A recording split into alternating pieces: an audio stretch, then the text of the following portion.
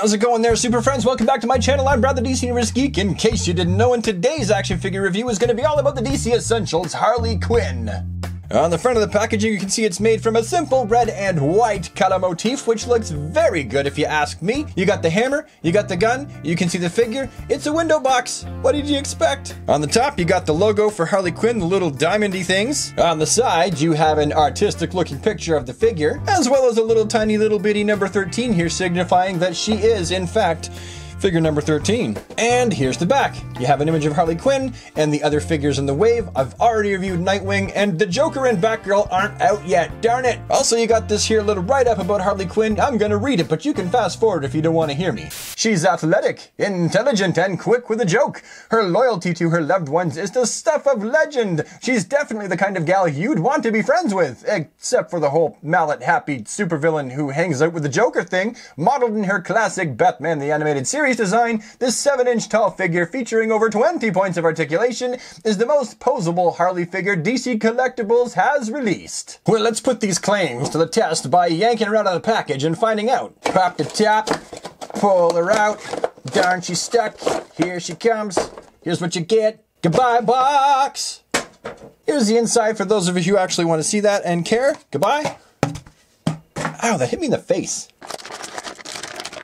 And now that she's out, what do you think? I think as far as classic gesture suit Harley Quinn figures go, she's definitely one of the better ones. Of note here also is the fact that this is the first time that us DC Essentials collectors get a chance to see exactly what the naked female body will look like with these figures without all of the extra added sculpted detail. If I'm being honest, I actually like these body proportions very much. I don't feel like they're too long and gangly, I don't feel like her hips are too big, and I don't feel like her waist is too small. As for the paint decode diamonds that are all over her legs and arms and butt, for the most part, they're pretty crisp, they're fairly clean, they could be a little bit tidier, but they also could be a lot worse. Now, that is not to say that Harley doesn't have her own pieces of individually unique to her sculpted detail, that being the fluffy wrist things on each of her hands, her own individual uniquely sculpted boots, as well as the fluffy balls that hang around her neck and they just kind of fit around the neck peg there. But other than that, she really is a fine example of a basic female body for the DC Essentials when it doesn't have any actual details sculpted onto it. Now, as for Harley's pom-pom-bedazzled noodle, I gotta break that down into two subjects, the sculpt and the paint. The sculpt itself looks great. I really actually like the sculpt a lot, and I like the added feature of the mouth actually being open and she's kind of got that cheeky grin. It's when we come to the paint apps on the face that it's like, leaves a little bit to be desired. But all in all, not a terrible representation of Harley Quinn's face. It just could have been better. As previously seen, Harley Quinn does come with two accessories. Her brain-bashing Harley Quinn mallet, and this is actually done really, really well. You got the different wood tones right there, the black and the red. Everything is sculpted onto this mallet, even the grip. It's all sculpted on, and it looks fantastic. And then she also comes with this little bang bang here. It's basically just a revolver with a gigantic barrel. I would really hate to be on the receiving end of this. Clean up on aisle 4. Now, as for Harley Quinn's articulation, let's get into it. Harley Quinn's head is actually on a hinged ball peg, so it can wibbly wobbly wibble. A good range of movement there for Harley's noodle. Some good articulation here under the bust with a ball peg. That's actually really good. I like that a lot. Bicep swivel. Double jointed mashy crunchy elbows. And finally, for the hands, we have rotative hinged gloves. Is that a word? Rotative? It means that they rotate and turn and spin. Maybe I just made that word up. I probably did. Fans of a waist swivel won't find one here. I actually am glad they don't have one because it would just wreck the form of the figure. Again, sometimes it's form over function, and in this case, I feel like all she needed was that torso articulation and the waist would have wrecked it. She's got balls in the groin, a rotating thigh cut, double jointed knees, rotation below the knee, and as opposed to the rest of the DC Essentials, she has rotating, hinged ankles.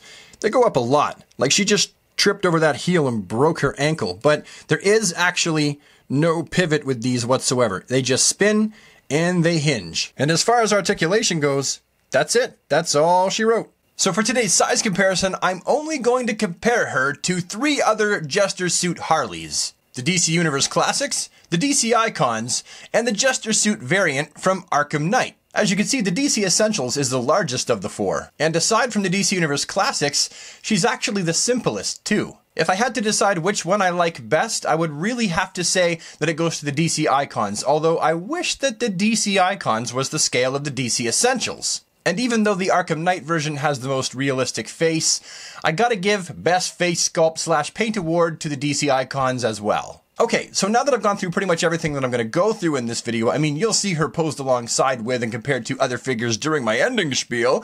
What do I think of her? Is she a worthwhile purchase or not? Well, I can only give you my opinion. I don't have very many Jester Suit Harleys. You've seen them all in this video. I've got a lot of Harleys, just not a lot of Jester Suits.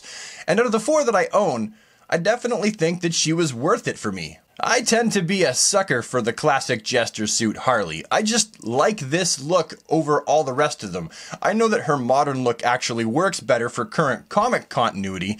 I'm nostalgic for the old looking Harley Quinn from the animated series. Call me crazy. As for the sculpting detail and the paint apps and body proportions, I'm satisfied with all of the above, as well as the simple two accessories that she comes with, the gun and the hammer. If there was one thing that I could dock marks for this figure for, it has nothing to do with articulation or sculpted detail, and has everything to do with those eyes. Well, the one eye is basically fine. I mean, there's a paint slop on it, but that could just be mine. It's the fact that the other eye really just seems like it's hanging a little bit too low there. You might be saying, but that's what it's supposed to look like. Nah, compare it to the actual prototype shots and you'll see where the eye was supposed to be. This one really is just a little bit too low. And I feel like if there's anything that takes away from the overall look of this figure, it's that eye though. But I do really like her and recommend that if you're a Harley Quinn fan, especially if you're a sucker for the classic Harley Quinn Jester Suit, and also if you've just been collecting all of the DC Essentials, you're not going to want to miss her because she really is a pretty darn good figure. But yeah, these are just the ideas and opinions of one DC Comics fan and action figure collector, and I'm sure that you're going to have your own, so leave them down in the comments section below. If you liked the video, please pop a thumbs up on it. Also, if you want to see more of my face in hand and you want to become a super friend and join the DC squad, hit that red subscribe button. It says subscribe on it. And if you do, doink the bell because that way you get notified of new videos, and I will see you with the next one. Have an awesome day, super friends, and take care.